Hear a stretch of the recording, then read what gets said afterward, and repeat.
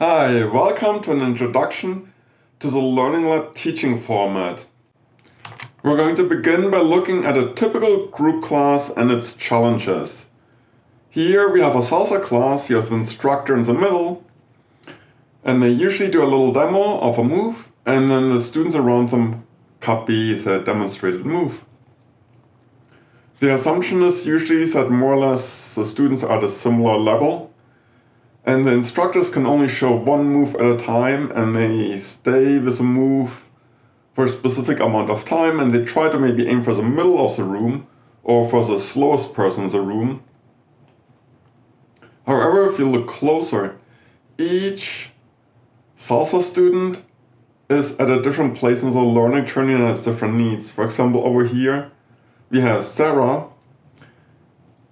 She has been taking ballet for years as a teenager, so it's really easy for her to pick up choreography, and picking up salsa moves, it's just like some more dance moves.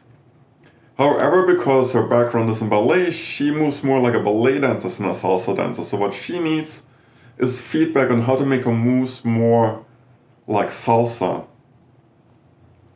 On this side we have Amir.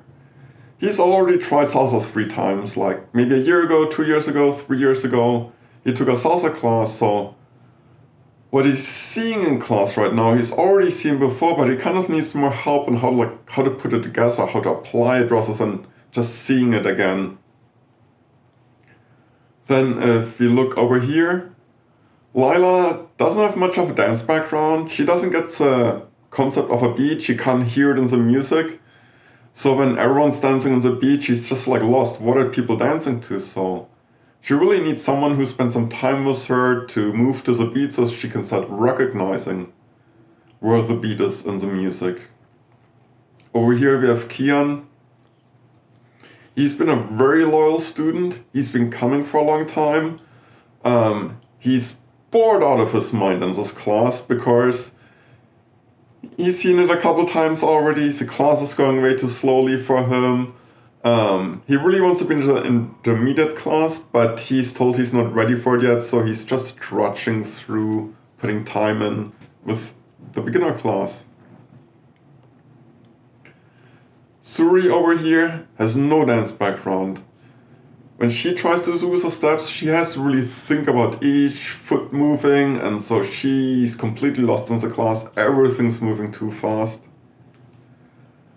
Well, and then we have Nico. He kind of gets the moves, the steps, the beat, but he's just squeezing the hand of the follower too hard, and he's like way too close for comfort, and he needs someone to tell him like, hey, you're crushing the hand, and back up a little, my friend.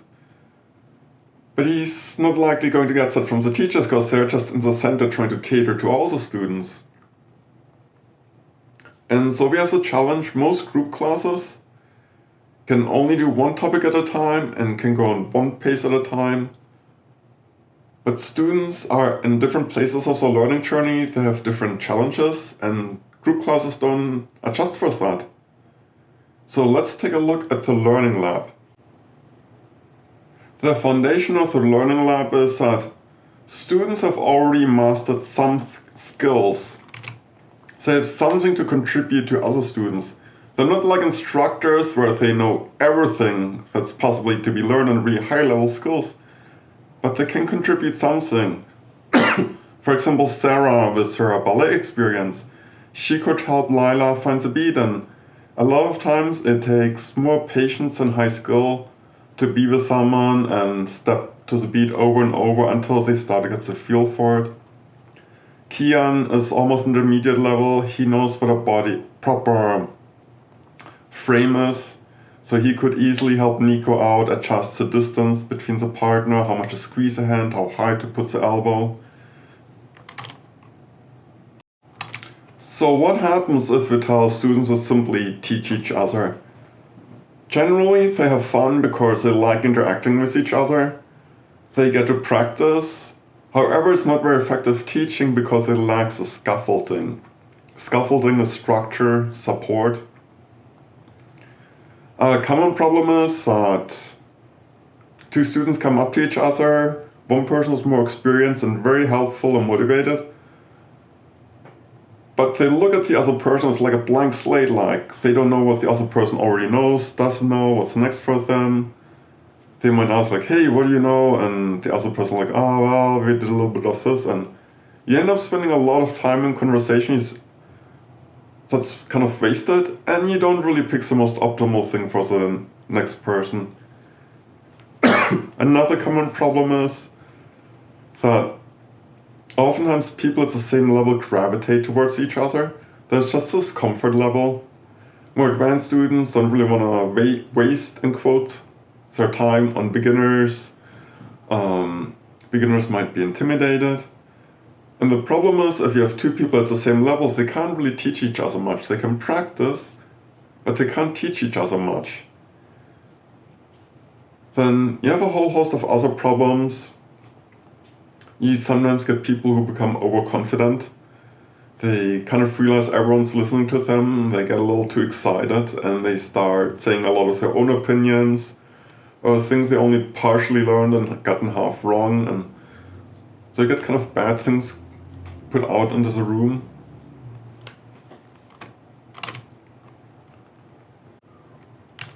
Learning labs provides a scaffolding to make students effective peer mentors.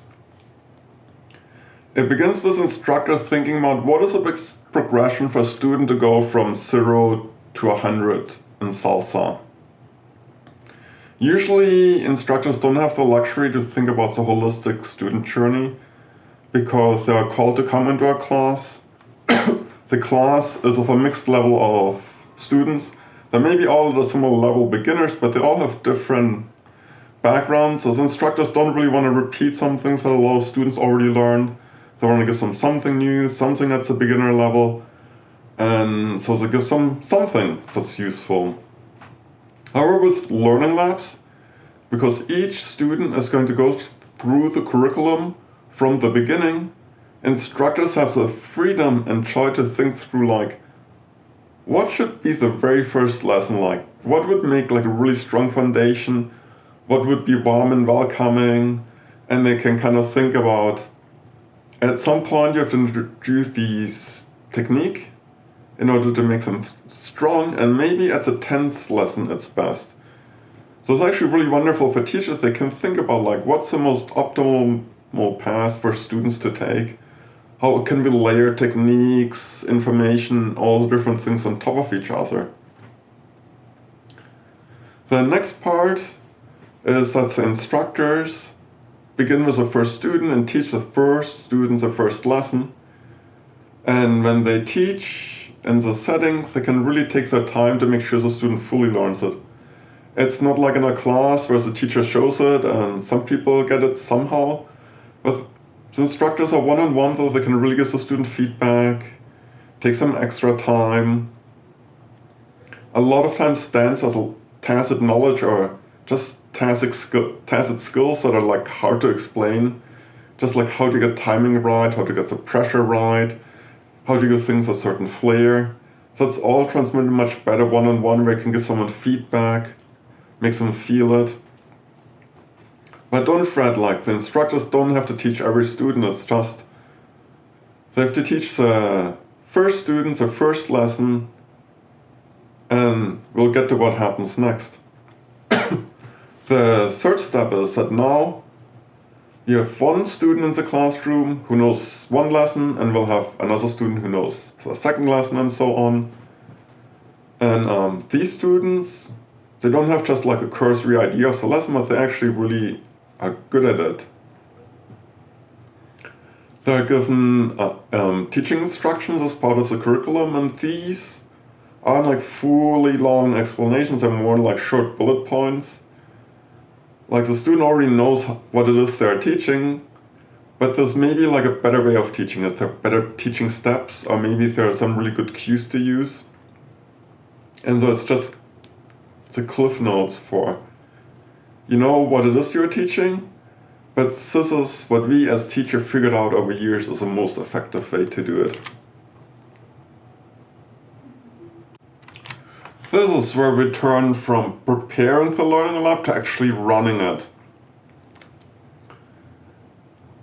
Now that the first students have learned their lessons, they can turn to an existing student and teach them the lessons that they learned from the instructors. Because they already learned the lesson and they learned it really well with instructors, they can help transfer the skill much better to the learner. It's not like they're two beginners who both don't know how to do it and they're struggling with each other. But the mentoring student can demonstrate it, makes the learner feel it, can give some specific feedback, answer questions. And as a plus, the mentor deepens their mastery as well, because they get asked questions, they see the struggle of their learner, and all of that challenges them a little bit to think about, like, what's going on in this aspect. Maybe when they learned it, they didn't really have to think about it, they just kind of got it or didn't realize it's important. And so teaching actually helps learning. Now that we're starting to have students teaching each other in pairs, we need to coordinate this activity somehow. Like, we have to keep track of who knows what already.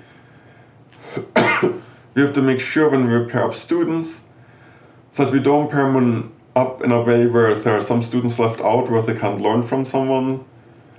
We might have to look ahead a little bit to make sure that we don't create any bottlenecks where there's only one person that knows a tense lesson and then everyone has to wait for them.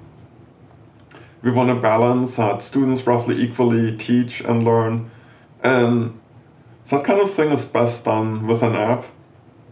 And of course there's an override where teachers, because they just know things a little bit better and they know exceptions to the rule, can fine-tune things.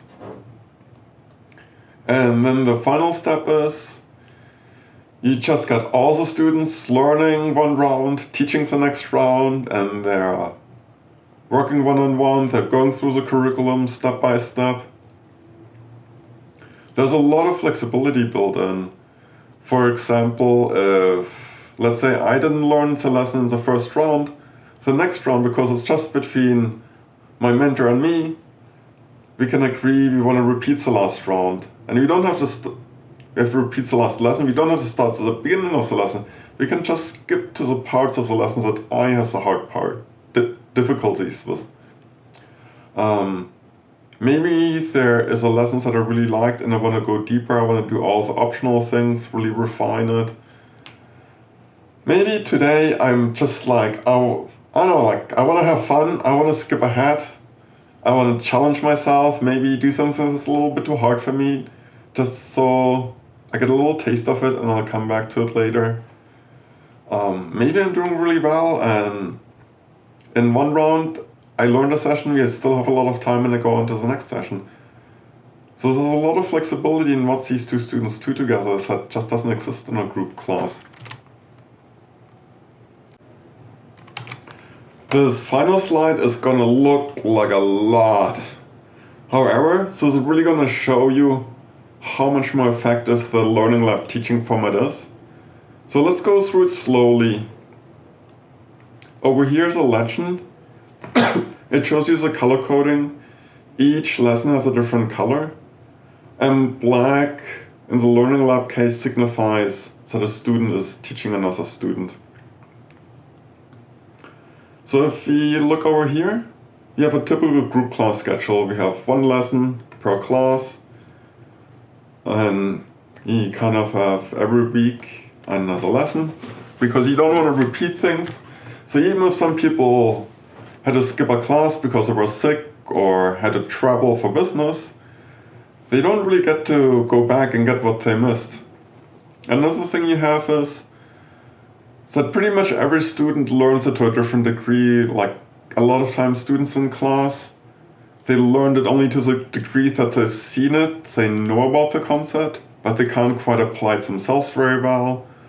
Or maybe they can apply it while they're copying the teacher, but they can't do it on their own. Or if they better, maybe they can copy it independently, but if you ask them a week later, they can't apply it anymore.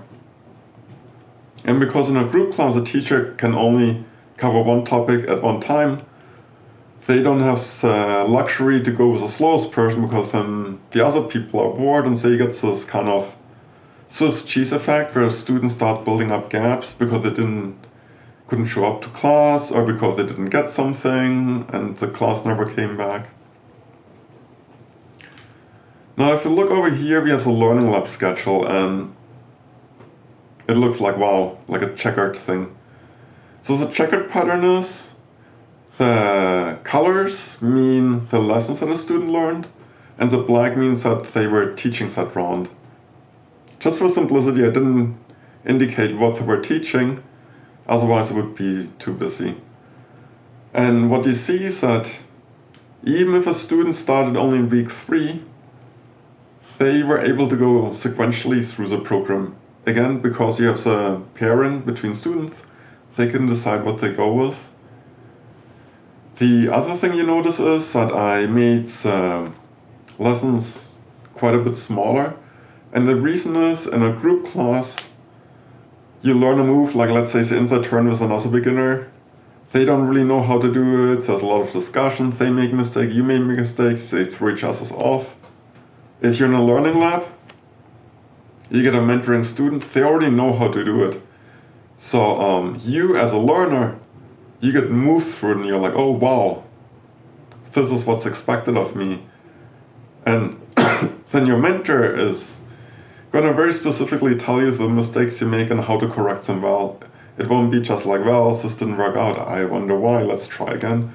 But I'd be like, hey, second step, you turned your foot out too much. So the learning is quite a bit compressed. And let's dive in a little bit deeper. Sarah, the first student, she just kind of like each time she learns a lesson, she kind of gets it. Maybe sometimes she misses a little bit something, but because it's a one-on-one peer mentoring situation, her mentor can just kind of like fill in things in the next lesson. Like, let's say she didn't learn how to properly move her hips. And then if she's in the first lesson, the mentor is like, hey, move your hips a little bit more like this. So there's this kind of recovery built into the learning lab. Then we look at Amri and we notice, Amri might just not have a very strong dance background or movement background, and so he wants to take his time. He's repeating each lesson twice. He's learning less, but he's learning at his pace, and a group class would leave him behind. Then Lila, she might have just found out about class late, so she just comes in week 3. In a group class, she would be behind, struggling to catch up. In a learning lab, she can start with the first lesson. And if it takes her 2, she can do 2. Maybe the next lesson she can get on the first try. It just adjusts to her. Kian is another case. Kian apparently already learned a little bit of salsa before, so instead of having to repeat, he can just jump in at lesson 3 and start there. And so he already makes it a lot farther than he would otherwise. And let's look at the comparison of like how much we learned. If you look at the highest lesson learned, our learning lab students progressed a lot more than the group class students. And if we looked at the mastery, we see that on average, our group class students just didn't pick up everything, and all these gaps are gonna make their foundation somewhat shaky. And it's also really hard to like fill things back in later with group classes, because maybe you missed something 5 weeks ago and it just doesn't really get explained again. With a learning lab, you'll notice you have 200% mastery. How does that happen? I put 100% that you learn the lesson from someone well, and the 200% you get from teaching someone else, because the teaching really tests how well you know it, it challenges you, and you have a much deeper grasp than if you would have just learned it. I hope this gave you a good in-depth look at the learning lab and showed you how much more effective it is in learning. And more effective learning also means people feel more mastery. They get to the parts of this skill faster where things become really fun and they feel like they can make things happen. So give the Learning Lab a try.